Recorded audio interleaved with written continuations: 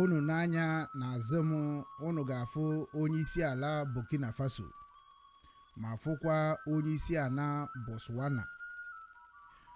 Mmadụ na-aba kịta na-akwadobe ka ha fụ onwe ha dịka Ibrahim si wee chọọ ka o jee n'ala Botswana ije fụ President ndị Botswana, onye nke a na-akpọ Duma Gideon Boko, onye nwa bụ onye isi ala Botswana.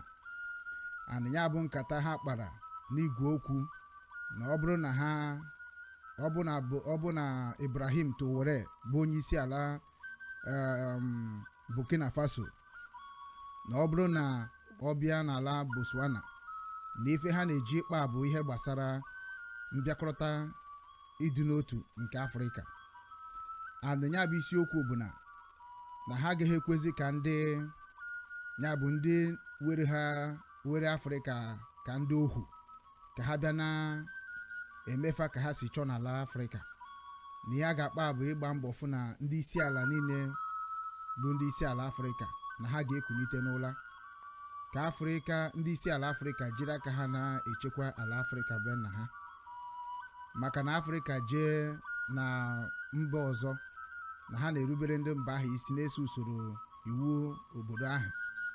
N'ọbụ otu a ka ya nwa bụ Ibrahim Traore, onye isi ala Burkina Faso, chọrọ ka ndị isi ala Afrịka niile soro wee na-eme na onye ọbụla bụ onye bịara n'ala Afrịka n'oge esoro usoro iwu Afrịka.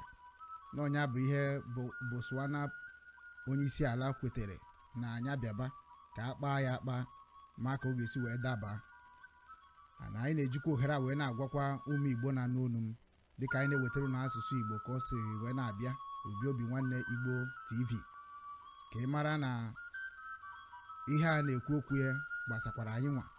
Kedu ihe ndị isi ala anyị na-eme iji gbaa mbọ na anyị pụrụ n'olulu ahụhụ nke ndị mbịarambịara tinyere anyị na-afụ onwe anyị ka ndị ọjọọ. Onye ka m wetara unu mekwa ka unu mara na Ibrahim Traore, onye isi ala Burkina Faso, na-eje n'ala a na-akpọ ala Botswana ịfụ onye isi ala Botswana nke a na-akpọ Duma Gideon Boko, nyanwa bụ onye isi ala Botswana. Ndewokwanụ.